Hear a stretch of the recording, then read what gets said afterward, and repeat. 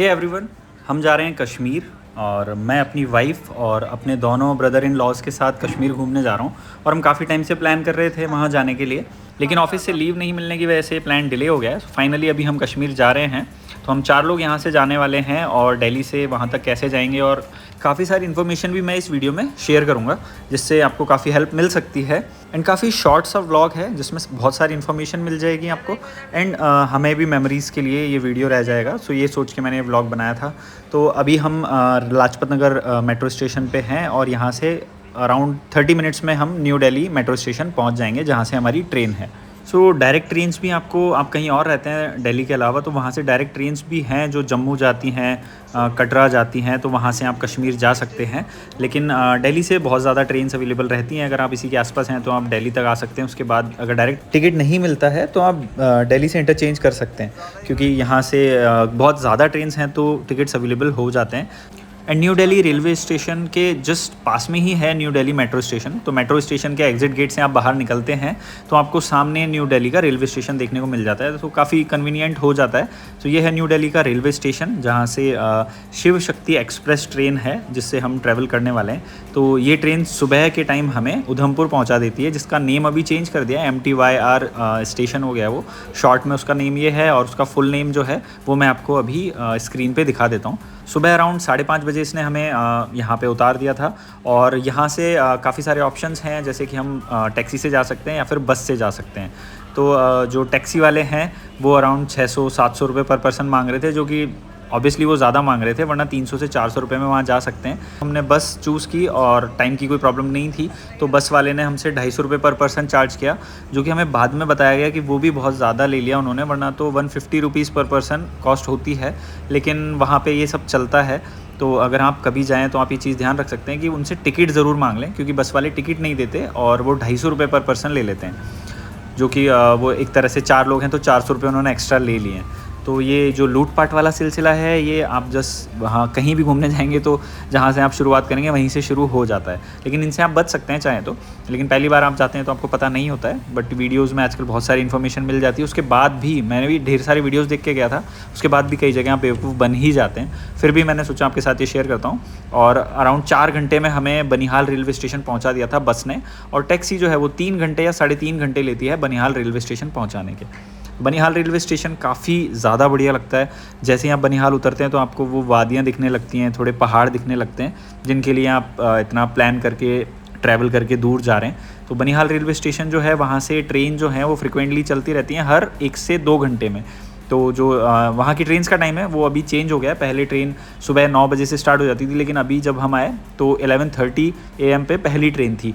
तो हम लोग आराम से पहुंच गए थे 10 बजे के आसपास, और वहाँ से फिर हमने जो 11:30 वाली ट्रेन है वो वहाँ से ली थी, जो कि श्रीनगर पहुँचा देती है अराउंड 1.5 घंटे में। ये जो ट्रेन है ये लोकल ट्रेन है। वैसे एक शाम को ट्रेन जाती है जिसमें आप रिजर्वेशन भी कर सकते हैं, EV ट्रेन है, उसमें 900 रुपये पर पर्सन टिकट होता है। और ये जो लोकल ट्रेन है इसमें ओनली 20 रुपये पर पर्सन टिकट होता है, जो कि आपको बनिहाल से श्रीनगर 20 रुपये पर पर्सन में पहुँचा देती है। एंड आप अगर टाइम पे हैं स्टेशन पे तो आप जाएंगे तो आपको इजीली सीट भी मिल जाती है, क्योंकि वैसे ये फुल रहती है। और 1.5 घंटे में आप होंगे श्रीनगर रेलवे स्टेशन पे। श्रीनगर रेलवे स्टेशन पहुंचेंगे, वहाँ से ही आपको बढ़िया सर्दी का एहसास होने लग जाता है। एंड श्रीनगर का रेलवे स्टेशन के जैसे ही आप बाहर निकल के जाते हैं एग्जिट पे, तो वहीं से आपको कश्मीर की खूबसूरती का आइडिया लग जाता है, क्योंकि वहाँ से ही कश्मीर एकदम खूबसूरत दिखने लगता है। और यहाँ से भी आप टैक्सी करके होटल तक जा सकते हैं, जिसका वीडियो मैंने शूट नहीं किया था। 400 से 500 रुपये में टैक्सी और ऑटो से आप होटल तक जा सकते हैं। तो हमने जो होटल है वो डल लेक के पास ही लिया था। तो उसके बाद हम सीधा चले गए, क्योंकि हम शाम को 3-4 बज गए थे हमें होटल पे चेक इन करने में। तो हमें लगा आज का दिन ऑलमोस्ट ख़त्म होने वाला है, तो शाम को शिकारा राइड कर लेते हैं। शाम के मौसम में काफ़ी ज़्यादा खूबसूरत रहता है ये नज़ारा भी। सो बस के बाद सेकंड जो हमारे साथ थोड़ा छोटा सा स्कैम हुआ वो ये है कि शिकारा राइड पे हम गए तो 4,500 रुपये लिए उन्होंने 4 लोगों के लिए, जो कि ज़्यादा है, उसे काफ़ी कम कराया जा सकता था। बट होटल वाले ने बोला मैं अरेंज करा देता हूँ, मेरे नोन हैं, बहुत ही कम प्राइस में आपको लेके जाएंगे। बट कोई फ़ायदा नहीं है, आप खुद से करेंगे तो यही शिकारा राइड 4 लोगों के लिए अराउंड 2,500 से 3,000 रुपये में ईजिली हो सकती थी। ये थोड़े टाइम बाद ही पता लग जाता है जब आप और साथ वाले लोगों से मिलते हैं और उन्होंने कितने में ये शिकारा राइड की है। तो ये चीज़ है, वहाँ पे आपको हर चीज़ के लिए ट्राई तो करना ही पड़ेगा। उसके बाद डल लेक की खूबसूरती की बात करते हैं तो ये बहुत ही ज़्यादा सुंदर है, बहुत ज़्यादा खूबसूरत है। यहाँ पे बहुत सारे हाउस बोट्स हैं जिनमें भी आप स्टे कर सकते हैं। यहाँ के एक नाइट के चार्जेस 3,000 से लेकर 10,000, 15,000, 20,000 तक के भी हैं। उस पर हमने स्टे नहीं किया था, लेकिन कभी ना कभी करेंगे ज़रूर दोबारा। एंड डल लेक में आप किसी भी टाइम शिकारा राइड के लिए आएंगे, चाहे वो शाम का टाइम है, सुबह का टाइम है, दिन का टाइम है, डल लेक बहुत ज़्यादा खूबसूरत है। वहाँ पे जो मार्केट्स हैं वो बहुत ही शानदार हैं। हमारे इंस्टाग्राम आईडी मैंने स्क्रीन पे दिए हैं, क्योंकि यहाँ पे हमने ढेर सारे रील्स भी बनाए थे, जो कि अगर आप देखना चाहें तो हमें फॉलो भी कर सकते हैं। डल लेक में ही फ्लोटिंग मार्केट आता है और मीना बाज़ार आता है। तो ये दोनों मार्केट जो हैं वो फ्लोटिंग हैं, वो मतलब पानी के ऊपर ही बने हुए हैं। तो वो देखना बहुत ही थोड़ा एक यूनिक सा एक्सपीरियंस हो जाता है। और ये है कहवा, जिसे वहाँ के लोग एक तरह से चाय की जगह इसे यूज़ करते हैं। तो उन्होंने कहा आप टेस्ट करिए, इसमें थोड़े ड्राई फ्रूट्स हैं। तो इसका टेस्ट जो है वो हमें तो पर्सनली थोड़ा अजीब सा लगा। बस 1-2 सिप लिया तो उसमें वो ठीक लगता है, लेकिन उसके बाद हम नहीं पी पाते, हमें वो चाय की आदत हुई। तो वहाँ पे लोग बोल रहे हैं कि सर्दी में वो लोग इसे पीते हैं और ये बहुत ज़्यादा हेल्पफुल भी होता है सर्दियों में, हेल्थ के लिए भी और गर्मी के लिए भी, मतलब बहुत अच्छा होता है। तो हमें तो थोड़ा अजीब टेस्ट लगा इसका, लेकिन वहाँ की मैगी जो है वो डिसअपॉइंट नहीं करती। वैसे भी पहाड़ों की मैगी जो है वो कभी डिसअपॉइंट करती नहीं है, लेकिन कश्मीर में भी वही सेम एक्सपीरियंस रहा। मैगी हमने कहीं भी खाई, थोड़ा कॉस्टली होती है जहाँ पे भी टूरिस्ट प्लेस होता है वहाँ पे। तो ये जो प्लेट हैं ये 70-80 रुपये की प्लेट पर पर्सन उन्होंने दी थी, लेकिन इसका टेस्ट बहुत ही ज़्यादा बढ़िया था। और ऐसी जगह पे शिकारा पे एकदम पानी के बीच में ये चीज़ें एंजॉय करने का मज़ा वैसे भी थोड़ा ज़्यादा ही आता है। सो नेक्स्ट मॉर्निंग हम निकल गए थे सोनमर्ग के लिए। तो वहाँ पे डेली के लिए जैसे हम सोनमर्ग जाना है वो अराउंड 70 to 80 किलोमीटर था वहाँ से। तो टैक्सी जो है वो 2,500 रुपये पर डे लेती है, जिसमें आपको सुबह लेके जाएंगे होटल से, जहाँ पे भी आप रुके हुए हैं, स्टे कर रहे हैं, वहाँ से लेकर आपको रास्ते में कहीं रुकना है और कहीं भी खाना खाना है, वहाँ पे आपको फ़ोटोज़ लेने हैं किसी भी ऐसी जगह पे, सब जगह वो रुकते हैं और वहाँ से आपको लेके जाते हैं। और जहाँ पे आप घूमने जा रहे हैं, जैसे हम आज सोनमर्ग जा रहे थे, तो सोनमर्ग में हम 3 घंटे, 4 घंटे, 5 घंटे जितना भी रुकेंगे, उसके बाद वो हमें वहाँ से पिक करके वापस शाम को होटल छोड़ते हैं। तो 2,500 रुपये उन्होंने फ़िक्स किया हुआ एक तरह से। और भी हमने 1-2 जगह पता किया तो वहाँ पे भी यही सेम चार्जेस मिले थे। रास्ते में 1-2 जगह काफ़ी अच्छी आई थी, वहाँ पे हमने कुछ फ़ोटोज़ लिए और उसके बाद सोनमर्ग अराउंड हम 2 घंटे में पहुँच गए थे। सोनमर्ग जो है मैं पहले भी आ चुका हूँ एक बार 7 साल पहले, और तब मैं जून में आया था, लेकिन इस बार हम अप्रैल मंथ में गए थे। ये सारी वीडियोज़ अप्रैल के हैं और मैं एक्सपेक्ट नहीं कर रहा था इतनी बर्फ़, लेकिन सोनमर्ग जो है वो एकदम अलग लगा था। जब मैं लास्ट टाइम आया था उससे पूरा बर्फ़ से ढका हुआ था और बर्फ़ की वजह से इतना ज़्यादा खूबसूरत हो जाता है। मुझे बनिहाल वाली ट्रेन में ही एक कश्मीरी बंदा मिला था, उसने बोला था कि कश्मीर में बर्फ़ के अलावा देखने के लिए है ही क्या। तो मुझे लगा यार इतनी सारी ग्रीनरी है, इतनी खूबसूरती है, फिर ये ऐसा क्यों बोल रहे हैं। सो बर्फ़ इस खूबसूरती को बहुत ही ज़्यादा बढ़ा देती है, इसलिए उन्होंने ऐसा कहा था। एंड वहाँ पे जैसे ही आप पहुँचेंगे सोनमर्ग पे, तो आपको वहाँ पे ये स्लेज वाले मिल जाएंगे जो आपसे बहुत ज़्यादा पैसे मांगेंगे। 4,000 पर पर्सन उन्होंने हमसे मांगा, 2,000 पर पर्सन में हमने उन्हें फ़ाइनल किया, और भी कम में हो सकते थे। 150 रुपये बूट्स के लिए दिए थे हमने, क्योंकि बर्फ़ में जाने पे ठीक रहता है हमारे शूज़, वरना बिल्कुल ख़राब हो जाएंगे वहाँ पे और उनसे हम चल भी नहीं पाएंगे ठीक से। तो ये हम दे सकते हैं। वहाँ पे हमने काफ़ी मौज मस्ती की बर्फ़ में जाते ही मज़ा आता ही है। तो वहाँ पे काफ़ी सारी एक्टिविटीज़ भी होती हैं। तो इन्होंने 2,000 पर पर्सन लिया, जिसमें ऊपर तक लेके जाते हैं, वहाँ से काफ़ी बार स्लेज पे बिठा के आपको काफ़ी ऊपर से छोड़ते हैं। तो बहुत मज़ा आता है इन सब चीज़ों में, एंड आपका पैसा वसूल लगभग हो जाता है। तो स्नोमैन बनाने की कोशिश की जा रही है। बर्फ़ में आएंगे तो ये तो करना ही है, वो वाली चीज़ है। तो ये सारे मौज मस्ती थी। यहाँ पे भी ढेर सारे फ़ोटोज़, ढेर सारी रील्स हमने बनाई थी। एंड वहाँ पे जो बंदे हैं जो हमें स्लेज से लेके गए थे, वो लड़के वो इतना ज़बरदस्त फ़ोटोग्राफ़ी और वीडियोग्राफ़ी करते हैं, क्योंकि वहाँ पे लोग बहुत सारे आते हैं जो उन्हें हायर करते हैं। कुछ काफ़ी सस्ते में वो लोग बहुत अच्छे फ़ोटोज़ वीडियोज़ बना के देते हैं। अगर आप चाहें तो डेफ़िनेटली उन्हें आप इस चीज़ के लिए बोल सकते हो, बहुत अच्छे फ़ोटो वीडियोज़ आपको निकाल के देंगे। वापस हम जा रहे थे तो रास्ते में जो बर्फ़ है उसका पिघलता हुआ पानी जगह जगह से बहता हुआ रहता है, एकदम नदी जैसी आपको पूरे रोड के साइड में दिखती है। तो आपका बार बार मन करेगा मैं यहाँ भी रुक जाऊँ, वहाँ भी रुक जाऊँ। सो ये मौज मस्ती के बाद हम शाम को वापस अपने होटल की तरफ जा रहे थे, श्रीनगर, जहाँ पे हम रुके थे। उसके बाद सेकंड डे हम उठे तो हमें वीडियोस से और काफ़ी जगह से इन्फ्लुएंस होकर हमें लगा कि दूध पत्री जाना चाहिए। ये थोड़ा हिडन प्लेस है, ऑफ बीट है, कश्मीर में लोग आते हैं तो सोनमर्ग, गुलमर्ग ही जाते हैं। लेकिन हमने सोचा दूध पत्री चलते हैं, वीडियोज़ में अच्छा लग रहा था काफ़ी। तो वहाँ जाने के लिए पहले हमने जैकेट्स लिए, 150 रुपये पर पर्सन जैकेट के उन्होंने चार्ज किया, और बूट्स जो थे वही 100 से 150 रुपये वो लेते हैं बूट्स के। तो इन चीज़ों की ज़रूरत पड़ती है वहाँ पे, क्योंकि बारिश का मौसम था तो बारिश हो सकती थी, इसलिए हम ये चीज़ें लेके गए। वरना आप जो अपने कपड़े पहन के गए हैं या फिर शूज़ पहन के गए हैं वो सब बहुत गंदे होने का चांस रहता है, तो उससे बचने के लिए हमने सोचा ठीक है ये चीज़ कर लेते हैं। और वहाँ पे बहुत सारे कश्मीरी बच्चे दिखते रहते हैं रास्ते में, जो बहुत ही ज़्यादा गोरे और एकदम रेडिश चिक्स के साथ होते हैं। उनमें से कुछ से हमने बात की थी, तो वो थोड़ा शाय थे, पहले आ नहीं रहे थे पास में, लेकिन फिर वो पास में आए और थोड़ा हाय हेलो उनसे करके हम वापस चल दिए दूध पत्री की तरफ। और रास्ता बहुत ही ज़्यादा सुंदर होता है, आप कहीं भी जाइए, आप सोनमर्ग जाइए, गुलमर्ग जाइए, दूध पत्री जाएँ, पहलगाम जाएँ, रास्ते बहुत ही ज़्यादा सुंदर हैं, बहुत ज़्यादा खूबसूरत हैं। और जैसे हम दूध पत्री पहुँचे वहाँ पे बारिश होना शुरू भी हो गई और बहुत ही ज़्यादा ठंड बढ़ जाती है, जिसे मतलब बर्दाश्त करना मुश्किल हो जाता है। आपको कान जो है अपने कवर करके रखने पड़ते हैं, वरना तो आप उसमें बहुत ज़्यादा देर बाहर खड़े ही नहीं रह पाते हैं इतना। तो वहाँ बारिश हो गई थी अचानक से और थोड़ी देर में वो रुक भी गई थी। तो उसके बाद दूध पत्री पहुँचने से जस्ट पहले एक वैली आती है जो पूरी ग्रीन है, और वहाँ इतना शानदार व्यू आता है, आप बिलीव करिए कैमरा कभी जस्टिस कर ही नहीं सकता। फ़ोन का कैमरा हो या कोई भी कैमरा जस्टिस नहीं कर सकता उस खूबसूरती को दिखाने के लिए। और जैसे ही दूध पत्री पहुँचे तो वहाँ अच्छा खासा ट्रैफिक लगा हुआ था, जो कि हमें सोनमर्ग में तो नहीं मिला था, लेकिन यहाँ पे लंबा चौड़ा ट्रैफिक था। तो उन्होंने थोड़ा दूर उतारा टैक्सी से हमें, जहाँ पे कुछ खाने पीने के लिए स्टॉल्स लगी हुई थी, वहाँ पे हमने खाया पिया कुछ। और ये दोनों मेरे ब्रदर इन लॉ हैं और इनकी डीलिंग अलग ही चल रही है कि थोड़ा मुझे कोक पिला देगा तो मैं अपने, मेरे पास मिरिंडा है वो मैं पिला दूंगा। इनका बचपना चालू था अभी भी, तो इनकी अलग ही डीलिंग चल रही है वहाँ पे। और इसके बाद हम थोड़ा आगे बढ़े पैदल पैदल।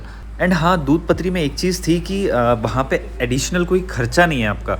वैसे वहाँ पे घोड़े वाले लोग थे काफ़ी सारे, लेकिन वो इतना पास है कि आप आराम से पैदल जा सकते हैं, और घोड़े वाले जो हैं वो भी आपको बहुत दूर से बिठा के ले जा सकते हैं। लेकिन आप टैक्सी वाले को बोलेंगे तो आपको काफ़ी आगे तक छोड़ देगा। वहाँ से आप 15 मिनट के वॉक पे दूध पत्री पहुँच जाएंगे, और वहाँ पे छोटे छोटे स्टॉल लगे हुए हैं, वहाँ से आप कुछ भी थोड़ा चटपटा अगर खाने का मन है तो बहुत सारे स्टॉल्स हैं, वहाँ से कुछ खा सकते हैं। और एक छोटा सा मार्केट भी बना हुआ है। एंड दूध पत्री बेसिकली एक जगह है जहाँ पे एक रिवर बहती है जो पत्थरों से टकराती है, तो एकदम दूध जैसे सफ़ेद रंग की वो दिखाई देती है, तो इसीलिए उसे दूध पत्री बोलते हैं। लेकिन आपको सच बताऊं तो ऐसा कुछ खास मुझे वहाँ लगा नहीं। हाँ, एक व्यू पॉइंट के हिसाब से बहुत अच्छा था। एंड ये छोटा सा एक ब्रिज था लकड़ी का बना हुआ, जैसा मूवीज़ में हम देखते हैं, तो ये देखने में काफ़ी बढ़िया लग रहा था। और उसके नीचे से रिवर बहती रहती है, तो आप यहाँ पे कहीं भी जाएंगे तो हर रिवर एग्जैक्टली सेम कलर की मिलती है। चाहे वो आप सोनमर्ग जा रहे हैं तो रास्ते में रिवर आए, या फिर आप गुलमर्ग जा रहे हैं तो रास्ते में रिवर आए, सारी रिवर्स का कलर एक ही होता है। बट पता नहीं ये क्यों इतना फेमस है कि दूध जैसा कलर हो जाता है इसका पत्थरों से टकरा के। मुझे ये सारी रिवर्स के जैसी ही सेम लगी, और काफ़ी भीड़ थी वहाँ, स्नो थी, उसमें मौज मस्ती कर रहे थे सब, तो हमने भी थोड़ी बहुत मौज मस्ती वहाँ पे कर ली थी।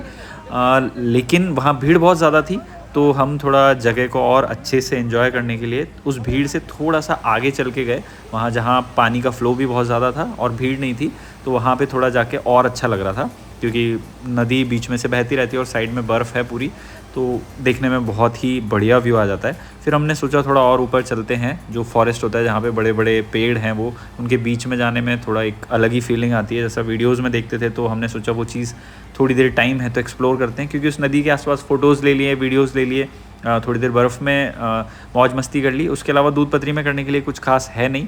और अगर आपके पास एक्स्ट्रा दिन है कोई तो आप एक दिन के लिए आ सकते हैं, वरना आप इसे स्किप कर सकते हैं मेरे हिसाब से। तो इससे और बेटर जगह बहुत सारी मिल जाएंगी कश्मीर में घूमने के लिए। ये एक ठीक ठाक ही व्यू पॉइंट मुझे लगा, इससे ज़्यादा कुछ नहीं। सो वादियाँ एंजॉय करके हम वापस जाने लगे, तो वहीं पे कुछ लोग क्रिकेट खेल रहे थे, जो कि कुछ ज़्यादा ही बढ़िया लग रहा था। ऐसी जगह पे ऐसे व्यू पे क्रिकेट खेलना, मन कर रहा था उनसे बोलने का कि भाई 2 बॉल हमें भी खिला दो। लेकिन वहाँ से हम वापस चल दिए थे फिर, क्योंकि वापस से बारिश होना शुरू हो गई थी वहाँ पे थोड़ी थोड़ी, तो हम वहाँ से निकल गए थे और सर्दी बहुत ज़्यादा बढ़ गई थी। उसके बाद हम नेक्स्ट डे के लिए तैयारी कर रहे थे कि हमें कहाँ जाना है, लेकिन बारिश इस दिन शाम से शुरू हुई और पूरी रात बारिश होती रही, और नेक्स्ट डे भी सुबह उठे तो भी बारिश होती रही। तो हमने डिसाइड किया कि हम श्रीनगर में ही श्री शंकराचार्य जी टेम्पल पे जाएंगे। तो काफ़ी ऊंचाई पे है वो, और जब हम सुबह उठे तो भी वो बारिश चलती रही उस टाइम। तो उसी बारिश में हम काफ़ी ऊंचाई पर जो टेम्पल है वहाँ पे काफ़ी ऊपर तक तो हमें टैक्सी लेके जाती है और उसके बाद अराउंड 250 प्लस स्टेयर्स हैं वहाँ पे, उनसे चढ़ के हमें ऊपर टेंपल तक जाना होता है। और वहाँ से पूरा जो श्रीनगर है उसका व्यू मिलता है, जो कि देखने में बहुत बढ़िया लगता है। मैं लास्ट टाइम भी जब गया था तो ऊपर जब हम गए थे तो वहाँ से पूरा श्रीनगर नज़र आता है, डल लेक नज़र आती है, जो देखने में बहुत ही बढ़िया लगता है। लेकिन इस बार बारिश इतनी ज़्यादा हो रही थी कि ऊपर गए हम तो पूरा बादल और फॉग इतना हो रहा था कि देखने में वो जगह बहुत शानदार लग रही थी, लेकिन जो श्रीनगर पूरा नज़र आता है वहाँ से, वो व्यू पॉइंट हमें देखने को उस दिन नहीं मिल पाया बारिश और ये बादलों की वजह से। लेकिन ये भी अपनी अलग एक खूबसूरती बढ़ा रहे थे, बादल और बारिश मिलके। तो वहाँ से हमने चढ़ना शुरू किया। वहाँ पे भी खाने के लिए हर जगह आपको स्टॉल मिलेंगे, जहाँ भी व्यू पॉइंट है उससे जस्ट पहले आप चाहें तो कुछ भी आराम से नाश्ता कर सकते हैं, खा सकते हैं। एंड हमने वहाँ पे बारिश से बचने के लिए काफ़ी सस्ते और सुंदर रेनकोट्स ले लिए थे और फिर हमने वो सीढ़ियाँ चढ़ना शुरू कर दिया था। एंड इतना ठंडा मौसम होता है, हल्की बारिश हो रही थी, कोई प्रॉब्लम नहीं थी। वो 250 प्लस स्टेयर्स हैं, लेकिन आपको कुछ लगेगा नहीं उसमें, आप ज़रा सी देर में आराम से बिना थके ऊपर टेंपल तक पहुँच जाएंगे, उसमें कोई प्रॉब्लम नहीं आती। सो इस बारिश को एंजॉय करते हुए हम कुछ ही देर में टेंपल के गेट पे पहुंच गए थे और वहाँ का व्यू आप देख सकते हो ऊपर से, बादलों की वजह से कुछ ज़्यादा ही सीनिक हो गया था। श्रीनगर में बहुत सारे व्यू पॉइंट हैं, उनमें से टेंपल आपको बिल्कुल मिस नहीं करना चाहिए। यहाँ पे आपको बहुत ही अच्छी वाइब है, बहुत ही अच्छा फील करेंगे आप यहाँ पे आके। काफ़ी ज़्यादा ऊंचाई पे है, एकदम बादलों के बीच में जब आप घूमते रहेंगे तब ये मंदिर की घंटी की आवाज़ और हर हर महादेव के चैंट्स आपको सुनाई देते रहेंगे। एंड वहाँ अंदर पहुँचने के बाद भी आपको कुछ सीढ़ियाँ और चढ़नी होंगी शंकर जी के दर्शन करने के लिए। अंदर कैमरा अलाउड नहीं है तो ज़्यादा अंदर तक रिकॉर्ड नहीं कर सकते हैं। एंड मंदिर का काम भी चल रहा है वहाँ पे। जिस दिन हम गए थे उस दिन भी वहाँ बहुत भीड़ थी, और वैसे ये भीड़ फ़ोटोज़ खींचने के लिए थोड़ी ज़्यादा इकट्ठी हो जाती है एक जगह, वरना इतना ज़्यादा भीड़ एक जगह इकट्ठी नहीं होती है, लेकिन फ़ोटोज़ की वजह से लोग ज़्यादा इकट्ठा हो जाते हैं। और मंदिर का काम भी चल रहा है वहाँ पे थोड़ा सा, इस वजह से भी थोड़ा सा कंजेस्टेड हो रहा था वहाँ पे, इसलिए थोड़ी भीड़ और ज़्यादा हो गई थी। उसके बाद वहाँ दर्शन करके हम पहुँच गए ट्यूलिप गार्डन, जो कि साल में सिर्फ एक महीने के लिए खुलता है, मार्च एंड अप्रैल में। 23 मार्च से 23 अप्रैल के लिए खुला हुआ था और 75 रुपये पर पर्सन एडल्ट का टिकट था, और फॉरेनर्स के लिए टिकट 250 रुपये पर पर्सन हो जाता है, और बच्चों के लिए टिकट ये ऑलमोस्ट हाफ प्राइस में हो जाता है। और अंदर आते ही आप देखेंगे चारों तरफ बहुत ही खूबसूरत ट्यूलिप्स हैं, एंड अपने लाइफ में कभी नहीं देखेंगे इतने ज़्यादा वैरायटी में ट्यूलिप्स। एंड इवन हमने कभी लाइफ में नहीं देखे थे इतने सारे वैरायटी में ट्यूलिप्स एंड इतने ज़्यादा खूबसूरत। दिल्ली के अमृत उद्यान में गया था एक बार मैं पहले, तो वो इसका मान लीजिए आप 5% है ओनली। वहाँ पे भी काफ़ी अच्छे वैरायटी में फ्लावर्स हैं, ट्यूलिप्स हैं, लेकिन ये पूरा ट्यूलिप गार्डन जो है बहुत ही ज़्यादा शानदार है। और पहाड़ों के बीच में एकदम चारों तरफ आप देखेंगे, चारों तरफ पहाड़ हैं और उसके बीच में ट्यूलिप गार्डन है, और इतना खूबसूरती से बनाया हुआ है। कुछ जो पेड़ हैं और जहाँ पे जो भी चीज़ें लगी हुई हैं वो इतना ज़्यादा सुंदर है कि आपको मज़ा आ जाएगा देख के। इवन यहाँ बॉलीवुड की भी काफ़ी सारी मूवीज़ की शूटिंग हुई है, जिसमें अमिताभ बच्चन की सिलसिला मूवी का सॉन्ग है देखा एक ख्वाब, जो ये सिलसिले हुए उसकी शूटिंग भी यहीं ट्यूलिप गार्डन में हुई थी। और ऋषि कपूर की एक मूवी थी पुरानी प्रेम रोग, उसके भी एक गाने की शूटिंग यहीं ट्यूलिप गार्डन में हुई थी। सो अगर आप अप्रैल मार्च के महीने में यहाँ आने वाले हैं तो आपको डेफिनेटली ये भी एक बार विज़िट करना चाहिए, क्योंकि इसे पूरा तैयार किया जाता है और सिर्फ एक महीने के लिए पूरे साल में ये खोला जाता है। सो फाइनली मैं आपको एंड में ये बात बोलना चाहूँगा, क्योंकि अभी हम ये व्लॉग ख़त्म करने वाले हैं। इसके बाद भी हम काफ़ी जगह गए थे यहाँ घूमने के लिए, शायद वो हम नेक्स्ट पार्ट में अपलोड करें, बट इस व्लॉग के लिए इतना काफ़ी होगा, काफ़ी लंबा हो गया ये। तो कश्मीर में आप जहाँ पे जो भी देखेंगे आपको चारों तरफ इतनी ज़्यादा खूबसूरती देखने को मिलेगी।